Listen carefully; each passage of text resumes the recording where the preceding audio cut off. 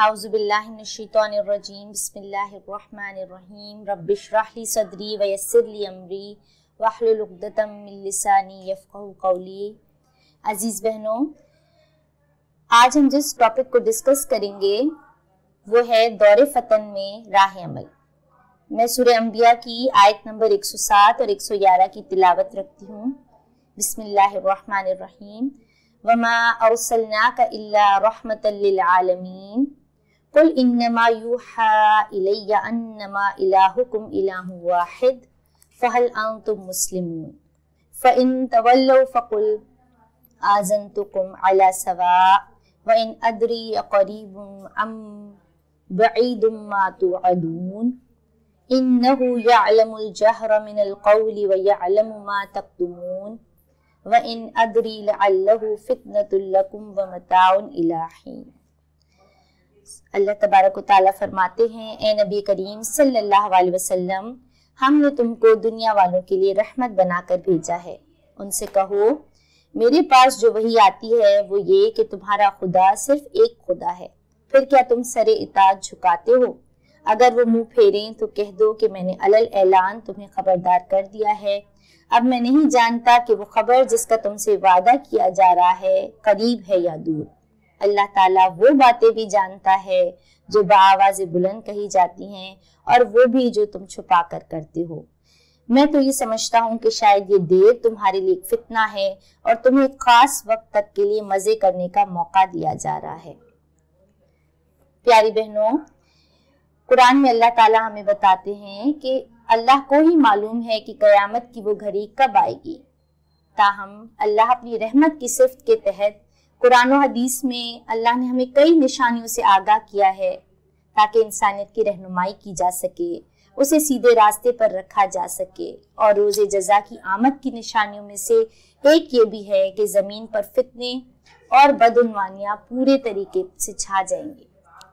आज जब हम यहाँ बैठे हैं तो दर हकीकत हम उन फितनों को डिस्कस करने के लिए और उन फितनों के दौर में हमारा राह अमल क्या होना चाहिए। आप सल्लल्लाहु अलैहि वसल्लम की तालीमात का एक हिस्सा उम्मत पर क़यामत तक आने वाले वाक़यात की आगाही है और इसीलिए हम देखते हैं कि अहादीस में एक पूरा बाब है, अब्वाबुल फतन के नाम से रकम है। फितने के लफ्ज को अगर हम गौर करें तो फितने का लफ्ज लुगत के एतबार से जांच को कहते हैं। जब सोने चांदी को भट्टी में डाला जाए, इसी तरह मानवीय एतबार से अगर इंसान के ऊपर आने वाली तकालीफ, मसाइब और आजमाइशों को देखा जाए तो ये तमाम भी इंसान के लिए फितना ही है।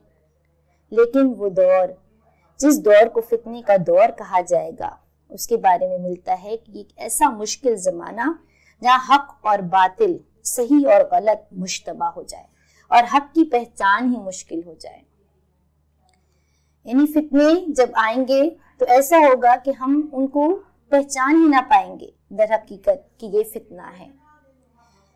एक मैं हदीस नबी करीम सल्लल्लाहु अलैहि वसल्लम की आपके सामने रखूंगी।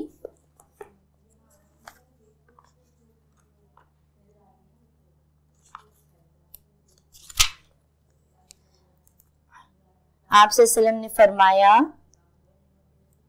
तुम्हारा दीन नबूवत और अल्लाह की रहमत से शुरू होता है और ये उस वक्त तक बाकी रहेगा जब तक कि अल्लाह चाहेगा। फिर अल्लाह उसे उठा लेगा, उसके बदले नबूवत की तर्ज पर खिलाफत कायम होगी।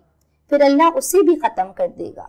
उसके बाद जुल्म की बादशाहत का दौरा होगा और उस वक्त तक जारी रहेगा जब तक कि अल्लाह चाहेगा। बाद में अल्लाह उसे भी उठा लेगा।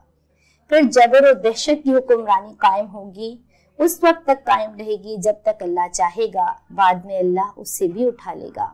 उसके बाद नबूवत की तर्ज पर खिलाफत का दौर दोबारा लौट कर आएगा जिसमें नबी करीम सल्लल्लाहु अलैहि वसल्लम की सुन्नत के मुताबिक अहकामात पर अमल दरामद कराया जाएगा। इस्लाम ज़मीन पर अपनी जड़ें पकड़ लेगा।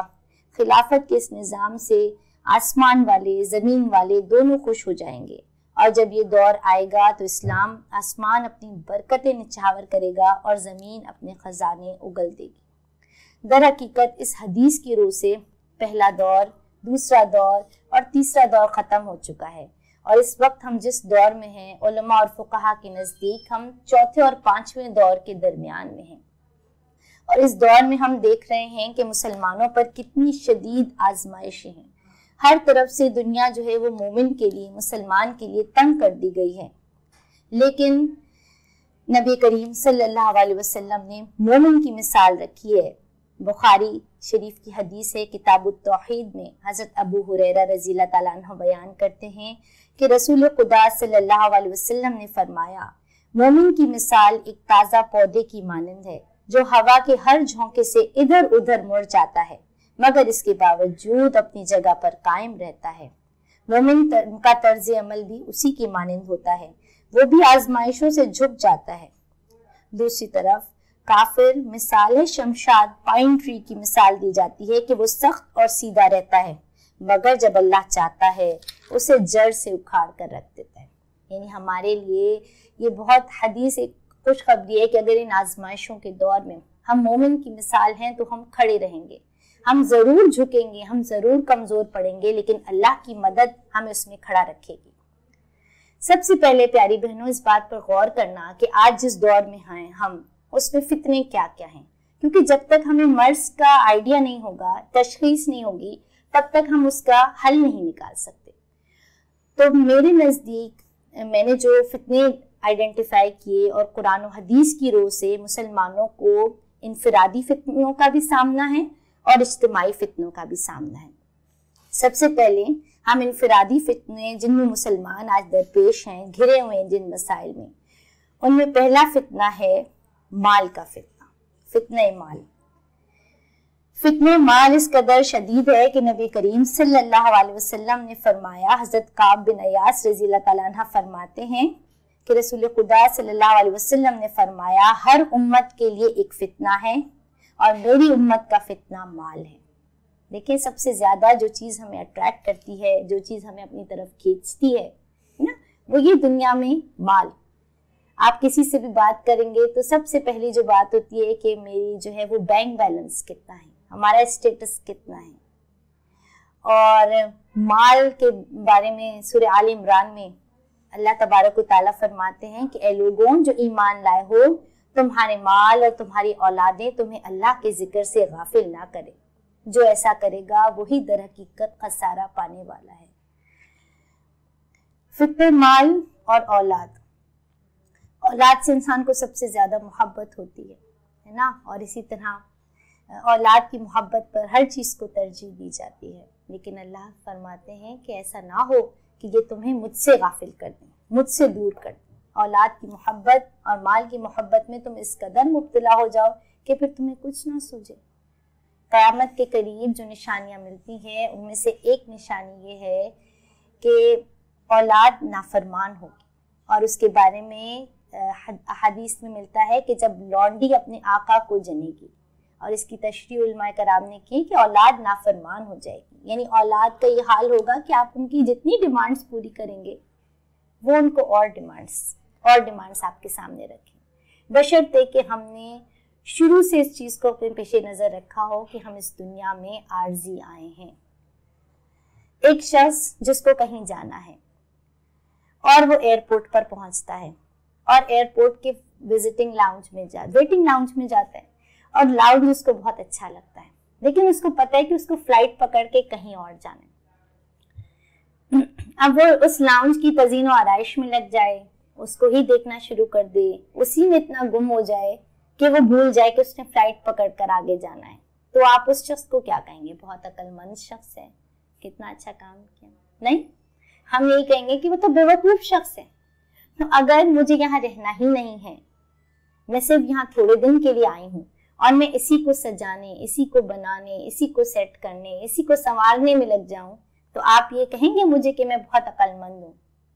لیکن ہمارے دنیاوی جملے تو یہی ہے نا کہ بہت عقل مند ہو، اور جو شخص نہیں کرتا اس کو کہتے ہیں تو بیوقوف ہے.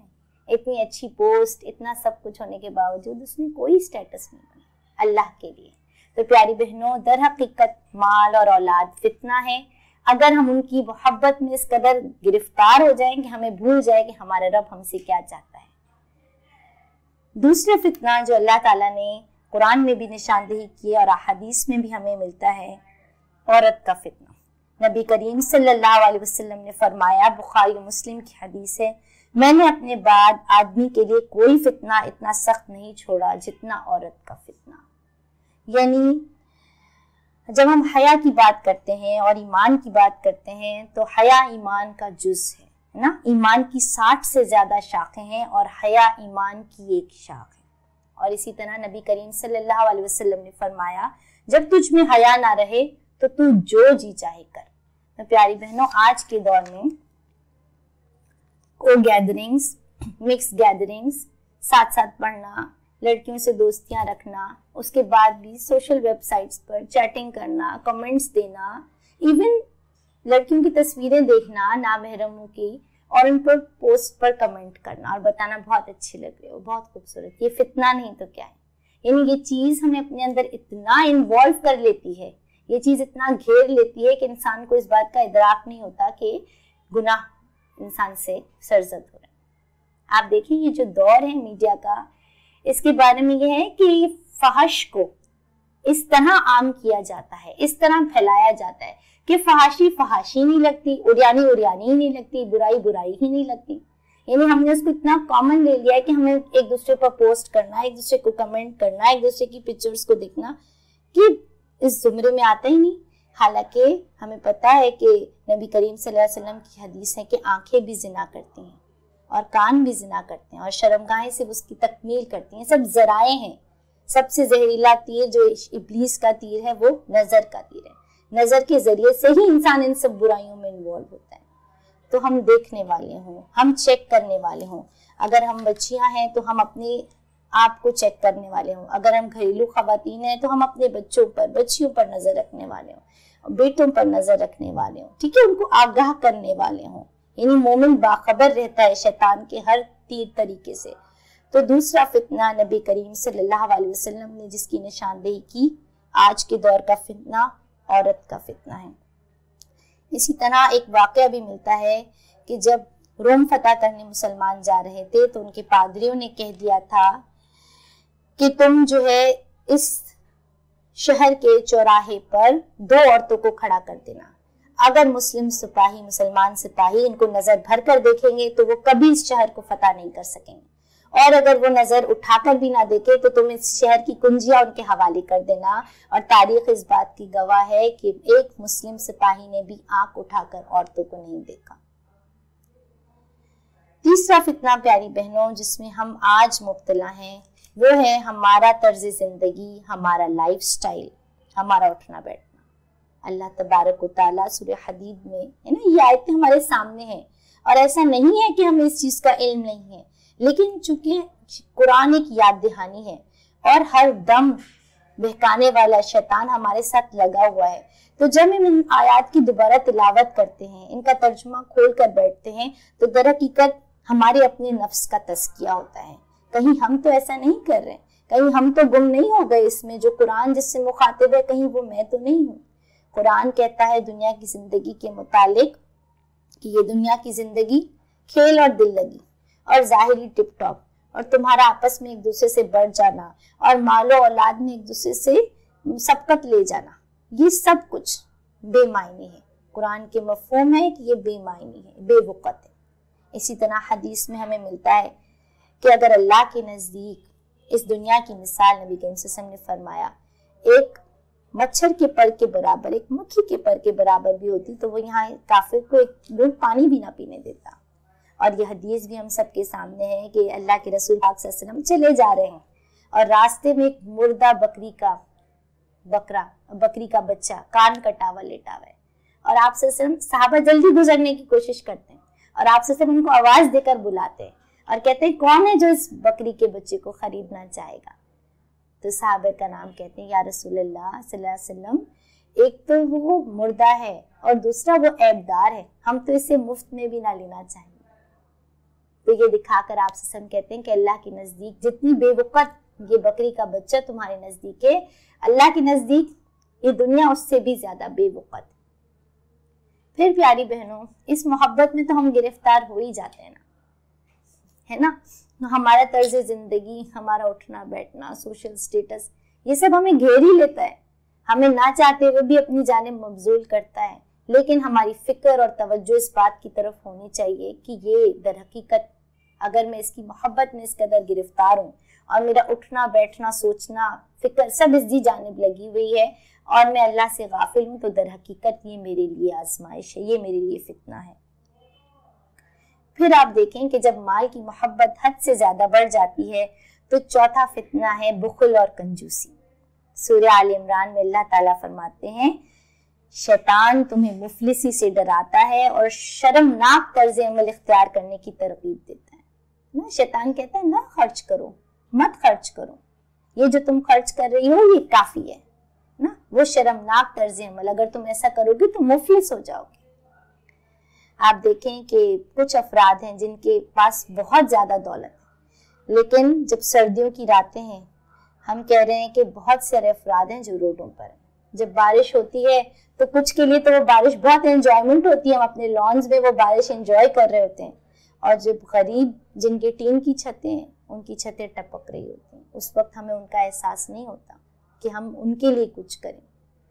تو بخل اور کنجوسی، جتنی زیادہ مال کی محبت ہوگی اتنی زیادہ بخل اور کنجوسی انسان کے دل میں آئے گی کہ وہ خرچ نہ کرے گا، بلکہ اس حد تک بڑھ جائے گا کہ اپنی جائز ضروریات پر بھی خرچ کرنے سے وہ کترائے گا، اپنے گھر والوں پر بھی خرچ کرنے سے وہ کترائے گا۔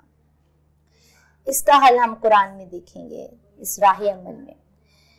اسی طرح آپ سے فرمایا قیامت کے قریب زمانے میں بخل و کنجوسی کا راج ہوگا، لوگوں کے دلوں میں بخل ڈال دیا جائے گا، یعنی بہت زیادہ لوگوں کے دلوں میں بخل جو ہے وہ ڈالا جائے گا۔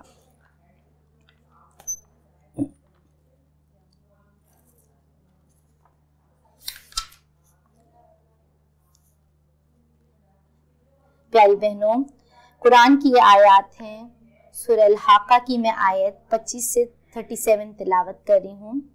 اللہ تبارک و تعالیٰ فرماتے ہیں وَأَمَّا مَنْ أُوتِيَ كِتَابَهُ بِشِمَالِهِ فَيَقُولُ يَا لَيْتَنِي لَمْ أُوتَ كِتَابِيَهْ وَلَمْ أَدْرِ مَا حِسَابِيَهْ يَا لَيْتَهَا كَانَتِ الْقَاضِيَةَ مَا أَغْنَى عَنِّي مَالِيَهْ هَلَكَ عَنِّي سُلْطَانِيَهْ خُذُوهُ فَغُلُّوهُ ثُمَّ الْجَحِيمَ صَلُّوهُ ثُمَّ فِي سِلْسِلَةٍ ذَرْعُهَا 70 ذِرَاعًا فَاسْلُكُوهُ إِنَّهُ كَانَ لَا يُؤْمِنُ بِاللَّهِ الْعَظِيمِ وَلَا يَحُضُّ عَلَى طَعَامِ الْمِسْكِينِ فَلَيْسَ لَهُ الْيَوْمَ هَاهُنَا حَمِيمٌ وَلَا طَعَامٌ إِلَّا مِنْ غِسْلِينٍ لَا يَأْكُلُهُ إِلَّا الْخَاطِئُونَ۔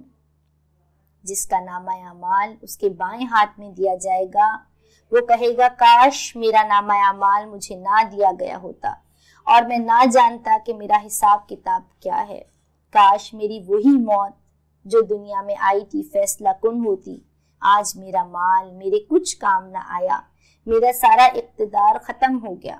حکم دیا جائے گا پکڑو اسے، اس کی گردن میں ٹوپ ڈال دو، پھر اسے جہنم میں جھونک دو، پھر اس کو 70 ہاتھ لمبی زنجیروں میں جکڑ دو۔ یہ نہ اللہ بزرگ و برتر پر ایمان لاتا تھا، نہ مسکین کو کھانا کھلانے کی ترغیب دیتا تھا، لہٰذا آج نہ کوئی اس کا یار و غمخوار ہے اور نہ زخموں کے دھوبن کے سوا اس کے لیے کوئی کھانا ہے جسے خطا کاروں کے سوا کوئی نہیں کھاتا۔ کتنی سخت آیات سورہ الحاقہ کی، ہم پڑھتے ہیں ہم گزر جاتے ہیں ان آیات سے، لیکن پیاری بہنوں جب ہم نہ یتیم اور مسکین کو کھانا کھلاتے ہیں اور نہ کھانا کھلانے کی ترغیب دیتے ہیں تو در حقیقت ہم اللہ کے غضب کے مستحق ہوتے ہیں۔ اور قیامت کے قریب آیات میں ملتا ہے کہ بینی احادیث میں ملتا ہے واقعات میں بخل اور کنجوسی کا راج ہوگا۔ اسی طرح آج ہم دیکھتے ہیں کہ جہالت ایک اور فتنہ ہے، لیکن آپ مجھ سے سوال کریں گے، آپ پوچھیں گے جہالت، آج تو اتنا جدید دور ہے، ہر ایک پڑھا لکھا ہے، تو نبی کریم صلی اللہ علیہ وسلم نے کسی چیز کا ذکر کرتے ہوئے فرمایا قیامت کے قریب کا کہ قیامت کے قریب علم اٹھا لیا جائے گا۔ تو حضرت زید بن لبید رضی اللہ تعالیٰ عنہ جو صحابی رسول صلی اللہ علیہ وسلم تھے، انہوں نے دریافت کیا اے اللہ کے رسول صلی اللہ علیہ وسلم، علم کس طرح اٹھا لیا جائے گا جبکہ ہم خود بھی قرآن پڑھتے ہیں، اپنے بچوں کو بھی قرآن پڑھاتے ہیں اور بچوں کے بچوں کو بھی قرآن پڑھاتے ہیں، اور یہ سلسلہ تو قیامت تک جاری رہے گا، تو آپ صلی اللہ علیہ وسلم نے جواب دیا، اے زید، میں تو تمہیں مدینے کا عقل مند آدمی سمجھتا تھا، کیا تم دیکھتے ہو کہ یہود و عیسائی بھی تورات و انجیل کی تلاوت کرتے ہیں مگر جو کچھ اس کے اندر لکھا ہے اس پر عمل نہیں کرتے؟ ابن ماجہ کی حدیث۔ اور آج ہم دیکھیں کہ جہالت یہ نہیں ہے کہ ہم نے پڑھا نہیں ہے، ہمیں قرآن آتا نہیں ہے، ہمارے گھر قاری نہیں ہے، ہمارے گھر حافظ قرآن نہیں ہے، نہیں، جہالت در حقیقت یہ ہے کہ ہمیں دین کا شعور نہیں ہے۔ قرآن کے اندر جو لکھا ہے ہم نے اس کو ترجمے سے پڑھا نہیں ہے، جب پڑھا نہیں ہے تو ہمیں اس پر سمجھ نہیں ہے، جب سمجھ نہیں ہے تو ہمارا عمل نہیں ہے۔ در حقیقت قیامت کے قریب جہالت پھیل جائے گی نا۔ آپ پوچھیں گے کسی سے، کوئی سوال کریں گے، آپ دیکھتے ہیں کہ لوگ ادھر ادھر کی باتیں کرتے ہیں، اپنے علم کا بہت جمانے کی کوشش کرتے ہیں دوست کہ ہم بہت بڑے عالم ہیں، صحیح بات نہیں بتاتے۔ اور آج کے دور میں حق اور باطل مشتبہ ہے، تو صحیح بات کرنے والے لوگ بہت کم ہیں، حق کی جانب رہنمائی کرنے والے لوگ بہت کم ہیں نا۔ آپ سے کہا جاتا ہے کہ قرآن آپ پڑھیں، لیکن آپ قرآن کو سمجھ نہیں سکتے سوائے کسی عالم دین کے، جبکہ قرآن اللہ تعالیٰ فرماتے ہیں کہ اتنی آسان کتاب ہے، وَلَقَدْ يَسَّرْنَا الْقُرْآنَ لِلذِّكْرِ، یعنی اتنی آسان کتاب ہے، کوئی اس سے نصیحت پانے والا ہے، کوئی اس کو سمجھنے والا، اتنا آسان ہم نے اس کتاب کو کر دیا۔ لیکن جہالت یہ ہے کہ ہم اس کو سمجھنے کی کوشش نہ کریں، اس پر غور و فکر نہ کریں۔ پھر دوسرے طرز فکر لوگوں کا یہ ہے کہ اگر ہمیں پتہ چل جائے گا اور اگر ہمیں علم آ جائے گا پھر ہم وہ گناہ کریں گے تو ہم پکڑے جائیں گے۔ یہ کیا بات؟ جب اس کا مطلب ہے کہ میں لا علمی میں رہوں اور جب میں اللہ کے پاس جاؤں تو کہوں مجھے علم نہیں تھا، تو کیا میں اللہ کے پاس جاؤں گی تو یہ حجت میری کافی ہوگی کہ مجھے علم نہیں تھا؟ اللہ کہے گا جیسے تم دنیا کا علم حاصل کرنے کی کوشش کرتے تھے، جیسے تم اور سب کام کرنے کی کوشش کرتے تھے، تو یہ تم مجھ سے کیسے کہہ رہے ہو؟ ایسا ہو ہی نہیں سکتا کہ ہم اللہ کے آگے یہ حجت رکھیں۔ تو جب ہمیں علم آئے گا تبھی تو ہمارا عمل بدلے گا۔ جب تک ہم قرآن کو پڑھنے کی سمجھنے کی کوشش نہیں کریں گے، اس کو جاننے کی کوشش نہیں کریں گے، تو ہمارا عمل کیسے تبدیل ہوگا؟ اس کے بعد پیاری بہنوں، ایک اور فتنہ جو قیامت کے قریب ہے وہ ہے اونچی اونچی عمارتیں بنانا۔ بخاری و مسلم کی حدیث ہے کہ لوگ ایک دوسرے سے اونچی اونچی عمارتیں بنانے میں سبقت کرنے لگیں گے۔ آج بلڈنگز، ٹاورز، بڑے سے بڑے، سب سے بڑی اونچی بلڈنگ ہے نا، کتنی زیادہ ہیں، اس دور میں لوگ سوچ نہیں سکتے تھے۔ لیکن یہ تمام حدیث جو ہیں وہ کیونکہ اللہ کے رسول پاک صلی اللہ علیہ وسلم مخبر صادق، انہوں نے اس وقت کا ذکر کیا اور پوری احادیث میں ہمیں اس چیز کو ایکسپلین کیا کہ یہ ایسا وقت آئے گا، بعد کے آنے والے لوگوں کے لیے رہنمائی۔ اسی طرح وقت کا اختصار، نبی کریم صلی اللہ علیہ وسلم نے فرمایا کہ قیامت اس وقت تک نہیں آئے گی جب تک کہ وقت گھٹنے نہ لگے، یعنی ایک سال ایک مہینے کی مانند، ایک مہینہ ایک ہفتے کی مانند، ایک ہفتہ ایک دن کی مانند، ایک دن ایک گھنٹے کی مانند، اور ایک گھنٹہ دیا سلائی کے جلنے اور بجھ جانے کی مانند۔ میں اس بات پر غور کر رہی تھی، میں دیکھ رہی تھی ہم میں سے ہر ایک کا گلا شکوہ یہی ہوتا ہے کہ وقت نہیں ہے، ہمارے پاس وقت نہیں ہے۔ ارے ابھی تو گھڑی دیکھی تھی، اتنی جلدی ٹائم گزر گیا۔ تو یہ وقت کا اتنی جلدی جلدی گزرنا پیاری بہنوں، یہ بھی در حقیقت قیامت کی نشانیوں میں سے ہے۔ پھر فتنوں کی ہم جب بات رکھ رہے تھے تو اس انفرادی دور کے اور اجتماعی دور کے فتنوں میں ایک فتنہ آج کی جدید ٹیکنالوجی بھی ہے۔ آپ دیکھیں پرنٹ اور الیکٹرانک میڈیا، پرنٹ اور الیکٹرانک میڈیا پر ہر وقت یہ دکھایا جاتا ہے کہ آپ کا رہن سہن اتنا ہونا چاہیے۔ زیادہ تر آپ غور کریں تو ایسے کمرشلز جو ایڈز آتے ہیں وہ زیادہ تر موبائلز کے ہوں گے، ہے نا، گاڑیوں کے ہوں گے، اس طرح کی چیزیں دکھائی جائیں گی لوگوں کو اٹریکٹ کرنے کے لیے۔ تو وہ چیز جو ہم نے سوچی بھی نہیں ہوتی اور ہم نے سوچا نہیں ہوتا کہ ہمیں یہ چیز خریدنی ہے، اور اچانک سے وہ چیز ہمیں نظر آ جاتی ہے اور پھر ہمارا دل اس کی طرف کھینچتا ہے جدید ٹیکنالوجی سے، ہے نا۔ اور اسی طرح ہم سوچتے ہیں کہ نہیں، ہم تو الحمدللہ پڑھے لکھے ہیں، ہم تو الحمدللہ صحیح اور غلط کا شعور کر سکتے ہیں، ہمیں پتہ ہے کہ یہ جو بات کر رہے ہیں یہ صحیح ہے یا نہیں، لیکن پھر بھی ہم وہ بات سن رہے ہوتے ہیں۔ جیسے ہم مستقل ٹاک شوز سن رہے ہیں، مستقل کسی کی بات سن رہے ہیں، تو ہمارا ذہن جو ہے نا، خیالات تبدیل ہونا شروع ہو جاتے ہیں۔ ہم سوچ کے تو یہ بیٹھے ہوتے ہیں کہ ہم پر تو ان کی باتوں کا اثر نہیں ہونا، چلو چل رہی ہے وہ چیز تو چلے، لیکن جب ہم وہاں سے اٹھتے ہیں نا تو آپ یہ نوٹ کیجئے گا کہ ہمارا مائنڈ چینج ہو چکا ہوتا ہے، ہمارا مائنڈ اسی طرف ہو گیا ہوتا ہے جس طرف وہ اینکر ہمیں لے گیا ہوتا ہے، جو شو چل رہا ہوتا ہے آخر میں ہم بھی اس میں اسی طرح انوالو ہو جاتے ہیں۔ تو یہ فتنہ ہے. آپ صلی اللہ علیہ وسلم نے فرمایا جب فتنے کا دور ہو تو اس میں شامل نہ ہو، نہ اس کی طرف جھانک کر دیکھو. اگر تم جھانک کر بھی دیکھو گے تو وہ تمہیں اپنی طرف کھینچ لے گا. یعنی جھانکنا، صرف ایک نظر دیکھ لینا، ایک نظر جان لینا. رائے ہم ذرائع ابلاغ پر آپ دیکھیں سوچ اور فکر کے لحاظ سے ہم الجھن میں مبتلا ہو جاتے ہیں. تھوڑی تھوڑی دیر بعد ہم یہ سوال کرنے لگتے ہیں کہ آخر ایسا کیوں ہے، حالانکہ ہم الحمدللہ پڑھے لکھے سلجھے لوگ ہوتے ہیں، پھر بھی جو جدید ٹیکنالوجی ہے اور جو میڈیا ہے وہ ہمیں اپنے اندر اس طرح کھینچ لیتا ہے.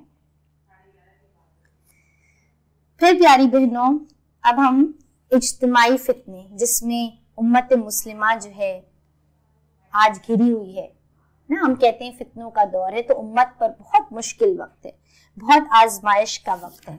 ان فتنوں میں جس فتنے نے امت کو سب سے زیادہ نقصان پہنچایا ہے وہ ہے تفرقے بازی، جو کہ خلافت کے دور سے حضرت عثمان غنی رضی اللہ تعالیٰ عنہ کی شہادت سے ہی فرقے مسلمانوں میں بننے شروع ہو گئے تھے. اللہ تبارک و تعالیٰ قرآن مجید میں سورہ انبیاء میں فرماتے ہیں ان ھذہ امتکم امۃ واحدہ وانا ربکم فاعبدون وتقطعوا امرهم بینہم کل الینا راجعون. یہ تمہاری امت حقیقت میں ایک ہی امت ہے اور میں تمہارا رب ہوں، بس تم میری عبادت کرو. مگر یہ لوگوں کی کارستانی ہے کیونکہ انہوں نے آپس میں دین کو ٹکڑے ٹکڑے کر دیا، سب کو ہماری ہی طرف پلٹنا ہے. تو در حقیقت امت میں یہ جو فتنے ہیں یہ امت کے انتشار کا باعث ہیں. آج ہم جڑتے نہیں ہیں نا، آج ہم ملتے نہیں ہیں، ہم کہتے ہیں فلاں فرقے سے تعلق ہے، فلاں فرقے سے تعلق ہے. ہم الحمدللہ سب مسلمان ہیں، تو ہمیں توڑ توڑ کر ہمارے دشمن نے ہمیں کمزور کر دیا ہے. ڈیوائیڈ اینڈ کانکر کی اسٹریٹجی، ان کو اتنا توڑو اتنا توڑو، اتنے ٹکڑوں میں ڈیوائیڈ کرو کہ نہ ایک دوسرے کے پیچھے نماز پڑھیں، نہ ایک دوسرے سے بات کرنے کی کوشش کریں، نہ ایک دوسرے کی بات جاننے کی کوشش کریں. جبکہ اللہ تبارک و تعالیٰ قرآن میں سورہ آل عمران میں فرماتے ہیں وَاعْتَصِمُوا بِحَبْلِ اللَّهِ جَمِيعًا وَلَا تَفَرَّقُوا. تم سب مل کر اجتماعی طور پر اللہ کی رسی کو مضبوطی سے تھامو، ٹکڑے ٹکڑے نہ.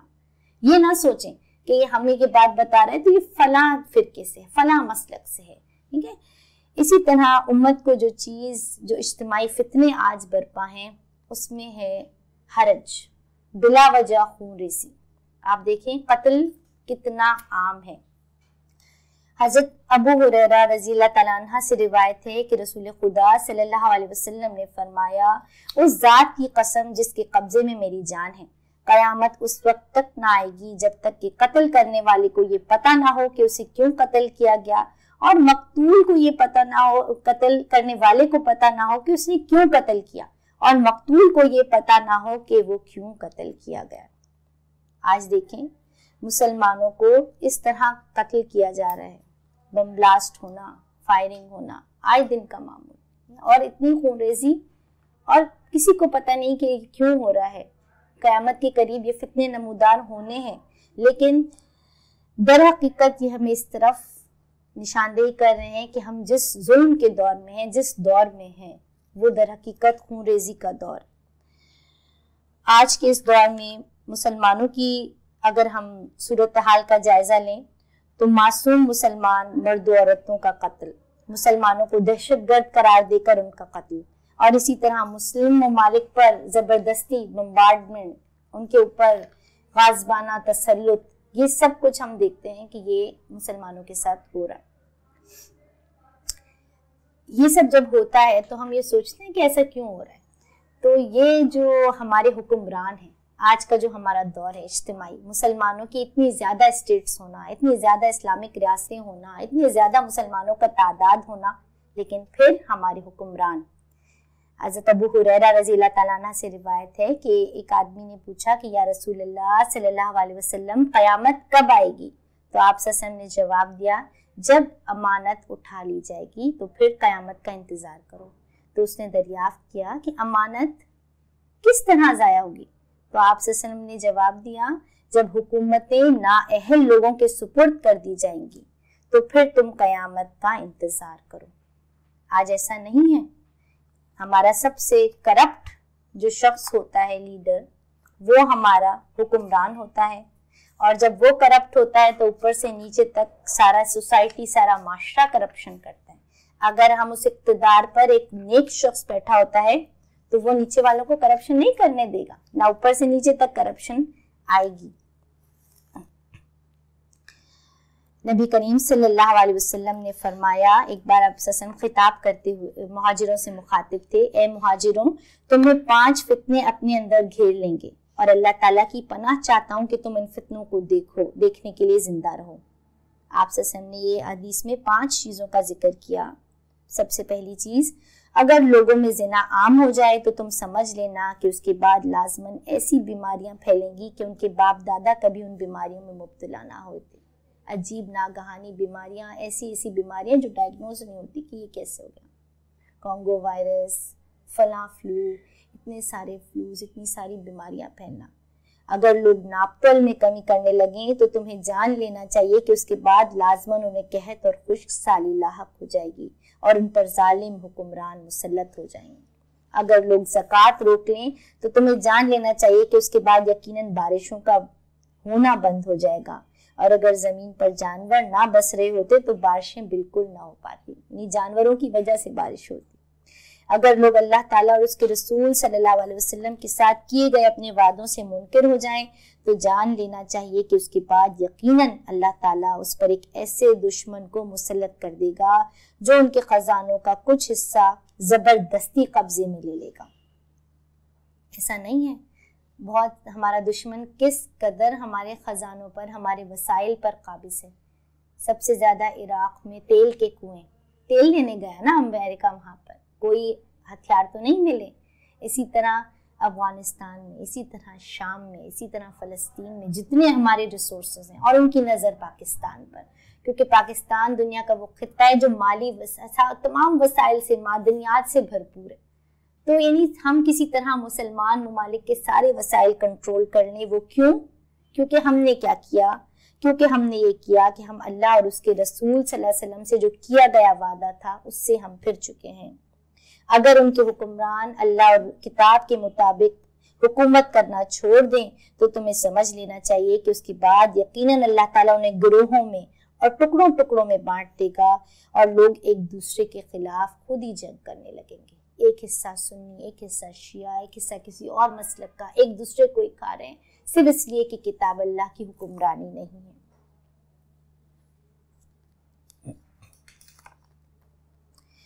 پیاری بہنوں، یہ جو تمام واقعات اور جو تمام حالات آپ کے سامنے رکھے، یہ جو تمام سٹیج تیار کیا جا رہا ہے اس دور میں، یہ در حقیقت قیامت کی اس بڑی نشانی، اس بڑے فتنے کی تیاری ہے جو نمودار ہونے والا ہے یا نمودار ہوگا۔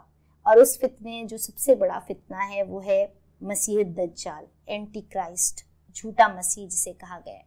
اور ترمذی میں باب الفتن میں حضرت نواس بن سمعان رضی اللہ تعالیٰ عنہ بیان کرتے ہیں کہ آپ صلی اللہ علیہ وسلم نے فرمایا، میں تمہارے بارے میں بہت سی چیزوں سے خوف کھاتا ہوں جس میں سے ایک چیز دجال بھی ہے۔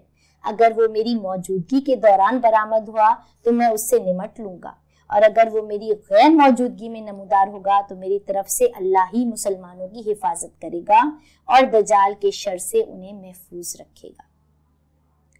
دجال کے بارے میں آپ صلی اللہ علیہ وسلم نے فرمایا، در حقیقت اگر ہم دیکھیں کہ دجل اور دجال کا کیا مفہوم ہے تو آپ صلی اللہ علیہ وسلم نے فرمایا، دجال گھنگریالے بالوں والا ایک نوجوان شخص ہوگا جس کی آنکھیں سوجی ہوئی ہوں گی۔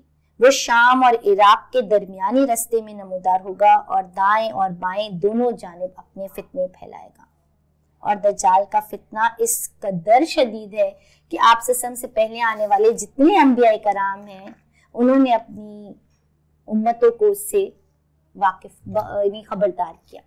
اور آپ صلی اللہ علیہ وسلم جو دعا مانگا کرتے تھے وہ یہ دعا ہے، اللہم انی اعوذ بک من عذاب القبر ومن عذاب جہنم ومن فتنة المحیا والممات ومن شر فتنة المسیح الدجال۔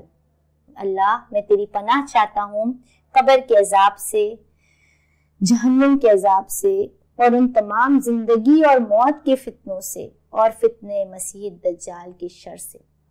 آپ دیکھیں، زندگی اور موت کے تمام فتنے ہیں جو ہم نے اس سے پہلے رکھے، اور اب فتنہ مسیح دجال کے شر سے آپ صلی اللہ علیہ وسلم خصوصی طور پر اس چیز کو اپنی دعا میں شامل کیا کرتے تھے۔ پھر وہ کہاں سے نمودار ہوگا، کہاں موجود ہے، تو اس کے بارے میں بھی بہت ساری احادیث ملتی ہیں کہ وہ کہیں کسی جزیرے پر قید ہے اور بند ہے، لیکن اس کی جو خصوصیات آپ صلی اللہ علیہ وسلم نے بیان کی ہیں وہ ایسا ہے کہ در حقیقت وہ ایک دور ہوگا جو کہ دجال کا دور ہوگا، وہ عیاری، مکاری، دھوکے بازی اور انتہائی ٹیکنالوجی اور ترقی یافتہ دور ہوگا۔ اس دور میں جو لوگ ہوں گے وہ اس نظام زندگی میں یعنی عیش و مادہ پرستی میں اور خواہشات نفس کی طرف لپکیں گے، اور وہ کفر کا پورا ایک سرکل ہوگا، ایک نظام ہوگا جس سے وہ لوگ چمٹے ہوئے ہوں گے۔ ہم آج کے دور پر بھی ان باتوں کو رکھ کے دیکھتے ہیں کہ دجال کے دور میں وہ اتنی اس کی رفتار جو ہوگی وہ تیز ہوا کے چلنے والے بادلوں کی سی تیزی سے اس کی رفتار ہوگی۔ آج جب ہم ای میل کرتے ہیں، جو ہماری ایک دوسرے سے کمیونیکیشن ہے، وہ اتنی فاسٹ ہے کہ ہم دنیا کے ایک حصے سے دوسرے حصے تک بآسانی کمیونیکیٹ کر سکتے ہیں۔ اسی طرح لوگ اس کے غلط دین پر ایمان لائیں گے، وہ لوگوں کو یہ دکھائے گا کہ اس کے ایک ہاتھ میں جنت ہے اور ایک ہاتھ میں دوزخ ہے، اور در حقیقت آپ سے نے فرمایا حدیث کا مفہوم یہ کہ جو اس کی جنت ہوگی وہ در حقیقت دوزخ ہوگی، اور جو اس کی دوزخ ہوگی وہ در حقیقت جنت ہوگی۔ وہ اس کے پاس سارے وسائل کا کنٹرول ہوگا، اور وہ ویران زمین کو حکم دے گا تو اس میں سے سونا اگلے گا، یعنی اللہ تعالیٰ اس کو اس طرح کی پاورز دے گا کہ وہ لوگوں کو بہکا سکے، لوگوں کو گمراہ کر سکے، لوگوں کو اپنی جانب مبذول کر سکے، جبکہ اس کی پیشانی پر کاف فیرے کفر صاف لکھا ہوگا۔ اس کی آمد سے قبل کی جو واقعات ہیں اس میں یہ ملتا ہے کہ 3 سال پہلے تکلیفوں اور آزمائشوں کا دور شروع ہو جائے گا۔ اول سال آپ سے نے فرمایا کہ آسمان اپنی 1/3 بارش روک لے گا اور زمین اپنی 1/3 پیداوار روک لے گی۔ دوسرے سال آسمان 2/3 بارش روک لے گا اور زمین اپنی 2/3 پیداوار روک لے گی، اور تیسرے سال دنیا کا تمام غلہ ختم ہو جائے گا اور سارے جانور مر جائیں گے۔ یہ اس کے آنے کے چند سال پہلے ہوں گے، اور آج کے دور پر اگر ہم اس کو رکھتے ہیں تو آپ صلی اللہ علیہ وسلم نے ابن ماجہ میں آپ صلی اللہ علیہ وسلم نے واضح کیا حدیث میں کہ دجال شام اور عراق کے درمیانی علاقے سے برآمد ہوگا اور دائیں بائیں ہر طرف اپنے فتنے پھیلائے گا۔ ایک بار آپ صلی اللہ علیہ وسلم دعا فرما رہے تھے، جب میں یہ دعا پڑھ رہی تھی تو مجھے رونا آ رہا تھا۔ جب ہم شام کے حالات سنتے ہیں، واقعات سنتے ہیں، بہت ساری ویڈیوز ایسی ہیں جو ہم دیکھ نہیں پاتے، مسلمانوں پر ظلم ہو رہا ہے، اور بہت ساری چیزیں ہیں جو الیکٹرانک اور پرنٹ میڈیا ہم سے چھپا لیتا ہے اور ہمیں نظر بھی نہیں دکھاتا بھی نہیں ہے۔ ایک کوئی بریکنگ نیوز بھی نہیں چلتی نا، بریکنگ نیوز تو اس چیز کی ہوتی ہے جو وہ دکھانا چاہ رہے ہوتے ہیں، جس کو وہ ہائی لائٹ کرنا چاہ رہے، جو مسلمانوں کے مسائل ہیں اس کو وہ ہائی لائٹ کرنے نہیں چاہتے، نہ باہر سے وہ CNN BBC کتنے بھی نیوٹرل بن جائیں، نہ ہمارا پاکستانی میڈیا۔ تو آپ صلی اللہ علیہ وسلم دعا کرا رہے تھے، آپ صلی اللہ علیہ وسلم نے فرمایا اے اللہ ہمارے لیے شام میں برکت عطا فرما، اے اللہ ہمارے لیے یمن میں برکت عطا فرما۔ اب صحابہ کرام اس موقع پر درخواست کی یا رسول اللہ صلی اللہ علیہ وسلم نجات کے بارے میں بھی دعا فرمائے۔ آپ صلی اللہ علیہ وسلم نے کہا اے اللہ ہمارے لیے شام میں برکت دے، اے اللہ ہمارے لیے یمن میں برکت دے۔ تو صحابہ کرام رضی اللہ تعالیٰ عنہ نے پھر سے درخواست کی یا اللہ ہمارے لیے بھی تو دعا کرے۔ تو آپ صلی اللہ علیہ وسلم نے جواب دیا کہ وہاں زلزلے اور جھٹکے ہوں گے اور وہاں شیطان کے سینگ ہوں گے۔ سب سے پہلے جو ایریا افیکٹ ہوگا سب سے زیادہ فتنوں سے وہ شام اور عراق، اور آج ہم اپنی آنکھوں سے دیکھتے ہیں، وہ احادیث پوری ہوتی ہے کہ وہیں سب سے زیادہ شیطان کے سینگ نمودار ہونے کا مطلب ہے کہ وہیں سے وہ ظاہر ہوگا، وہیں سے وہ اپنے فتنے برپا کرے گا۔ آپ صلی اللہ علیہ وسلم نے فرمایا کہ دجال کے زمانہ اقتدار میں الجھن ہی الجھن رہے گی، لوگ جھوٹے شخص پر ایمان لائیں گے، سچے شخص کا انکار کریں گے، ایماندار آدمی پر عدم اعتماد کریں گے اور بے ایمان آدمی پر اعتماد کریں گے۔ اور آپ صلی اللہ علیہ وسلم نے فرمایا ربیزہ کی بات سنی جائے گی۔ صحابہ کرام نے عرض کیے یا رسول اللہ صلی اللہ علیہ وسلم ربیزہ کون؟ تو آپ صلی اللہ علیہ وسلم نے کہا یہ وہ لوگ ہیں جو خدا سے بغاوت کرتے ہیں اور دنیاوی معاملات میں انہی کی رائے کو اہمیت دی جاتی ہے۔ میں پڑھ رہی تھی میڈیا کے بارے میں، تو اس میں ایک ویڈیو میں بتا رہے تھے کہ دنیا کا جو میڈیا ہے اس کو کنٹرول کرتی ہیں 3 بڑی کمپنیاں، اور ان 3 بڑی کمپنیوں میں پہلی کمپنی والٹ ڈزنی، جس میں سارے لابی میں جوز ہیں. اس کے بعد دوسری کمپنی انہوں نے بتایا تھا کہ روپرٹ مونارچ جو ہے وہ ایک بہت امیر ترین آدمی ہے، اور وہ اپنا آسٹریلین بائی برتھ ہے، اور نیوز لمیٹڈ یا سارا میڈیا اس کے کوریج میں. وہ ایک شخص ہے جو اس جگہ بیٹھا ہے اور وہ اپنے لوگوں کو پالیسیز دیتا ہے، اور وہ بتاتا ہے اور وہ ڈکٹیٹ کرتا ہے کہ کیا دکھانا ہے کیا نہیں دکھانا ہے، کیا سچ ہے کیا جھوٹ ہے. تو آپ دیکھیں ایک روبیزہ کی بات سنی جا رہی ہے، ایسی شخص جس کی کوئی کریڈیبلٹی نہیں ہے، جو چیز پھیلا رہا ہے مسلمانوں میں فواہش پھیلانا، فتنے پھیلانا ان کی پوری سوچ ہے. لیکن ہم مسلمان اتنی آسانی سے کہہ دیتے ہیں کہ ہمارا اس سے کیا واسطہ، یعنی ہم اس کو کیا کر سکتے ہیں، تو ہم کیوں نہیں کر سکتے یا ہم کیا کر سکتے ہیں. یہ بھی ان کی سوچ ہے کہ یہ پھیلا دینا مسلمانوں میں، بددلی اور مایوسی پھیلا دینا مسلمانوں میں کہ تم کچھ نہیں کر سکتے، تمہارا کوئی زور نہیں ہے، جو کچھ کرتے ہیں سپر پاورز کرتے ہیں. کیا اللہ سے بڑھ کر کوئی سپر پاور ہے؟ اللہ چاہے تو سیکنڈوں میں سارا نظام ختم ہو جائے، اللہ چاہے تو زمین کو حکم دے زمین ایک جھٹکے سے ہل جائے. قرآن میں ایسی آیات ہم نہیں پڑھتے، اللہ چاہتا تو یہ کر دیتا، اللہ چاہتا تو کس طرح ہم کا زور مٹا دیتا. لیکن یہ اللہ کی دی ہوئی ڈھیل ہے، تاکہ اللہ تعالیٰ کیا چاہتا ہے، اللہ نے یہ سب کچھ آزمائشیں رکھی ہیں تاکہ وہ ہمیں آزما کر دیکھنا چاہتا ہے کہ ان آزمائشوں کے دور میں کون عمل کرنے والا ہے، کون اللہ کی رسی کو تھامنے والا ہے. آپ صلی اللہ علیہ وسلم نے فرمایا کہ بدترین دور میں، فتنوں کے دور میں دین پر چلنا اس طرح ہے جیسے انگارہ، جلتا ہوا کوئلہ ہاتھ پر لے کر چلنا. اسی طرح مسلم کی حدیث ہے کہ آپ صلی اللہ علیہ وسلم نے فرمایا وسیع و عریض فتنوں کے دور میں عبادت کرنا گویا میری طرف ہجرت کر کے آنا ہے. تو در حقیقت اگر ہم اللہ کی رسی کو تھامیں گے تو ہم اللہ کی طرف ہجرت کریں گے.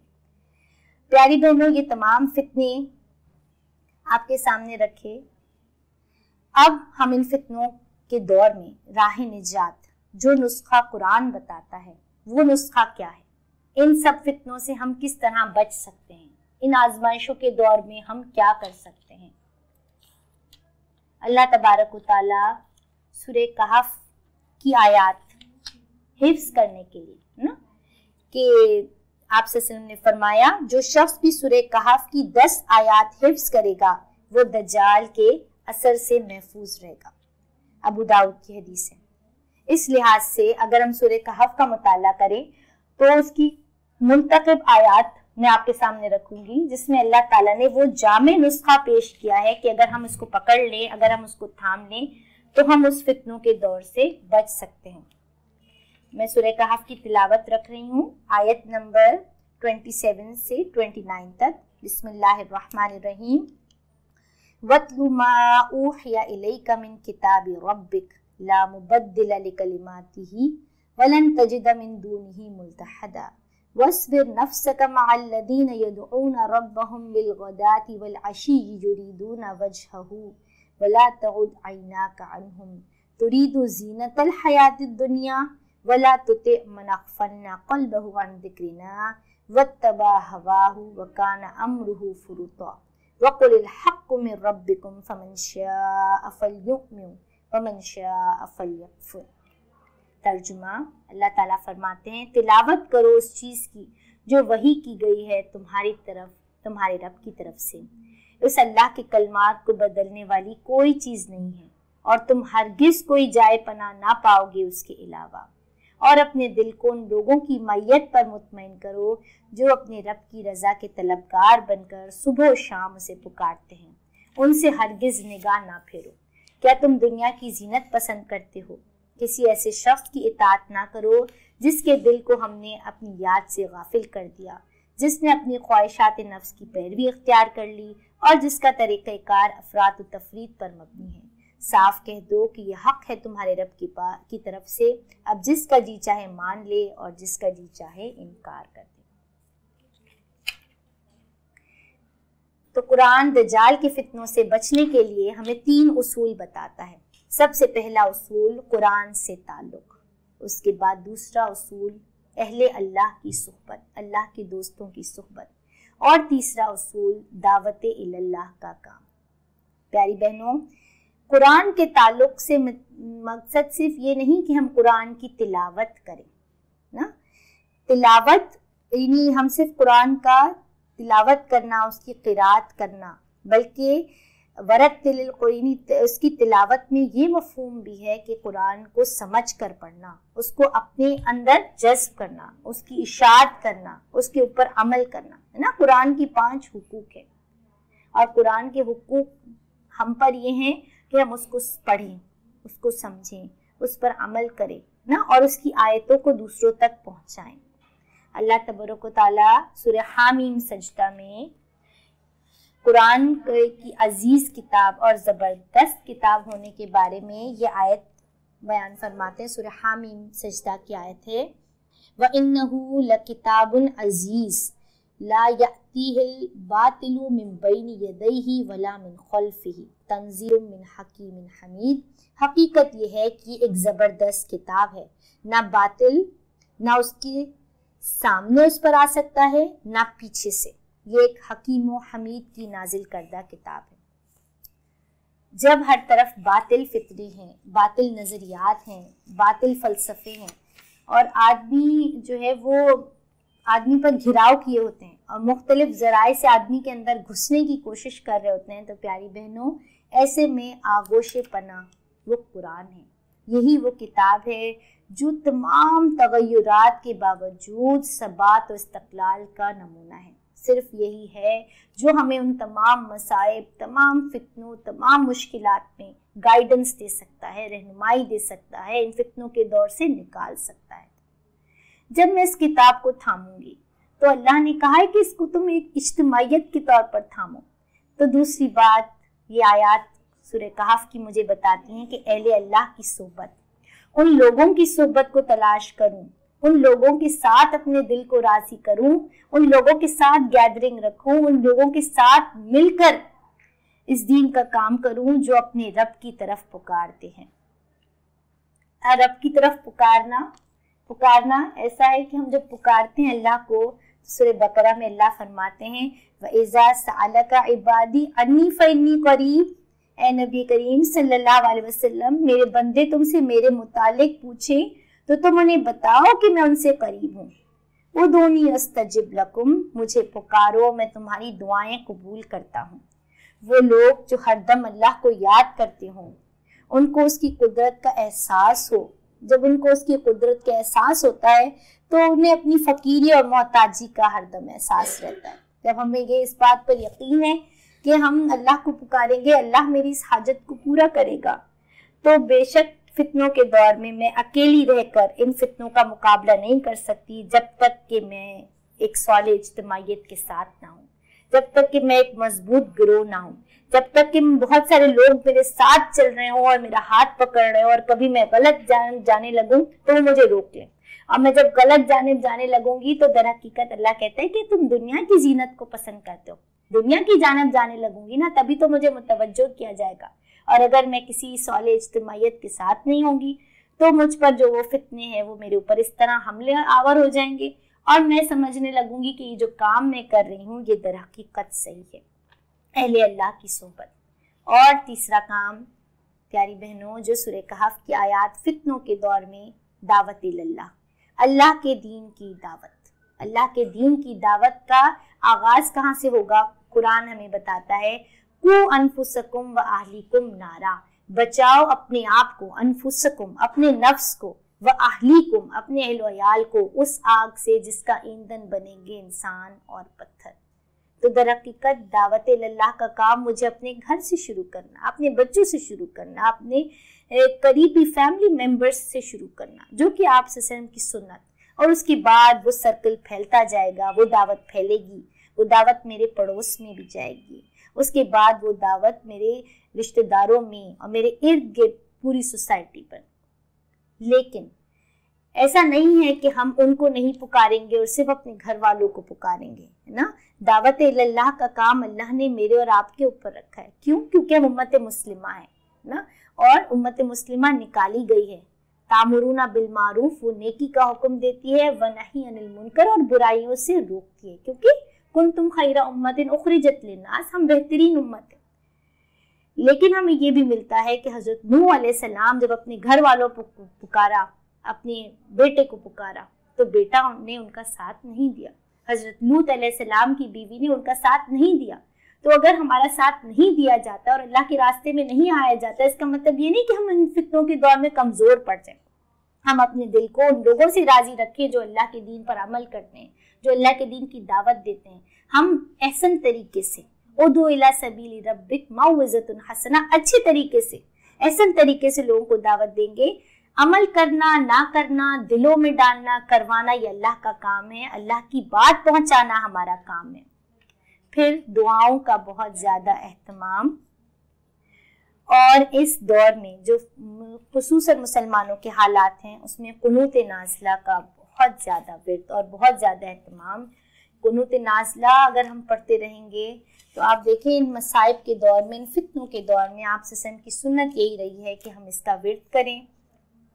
और दौर फतन में दर हकीकत राह निजात, राह अमल यही है कि हम कुरान को थामें, अहले अल्लाह की सुहबत इख्तियार करें और अल्लाह के दीन की दावत दें। वमा अलैना इल्लल बलाग व आखिरु दावाना अनिल हम्दुलिल्लाहि रब्बिल आलमीन।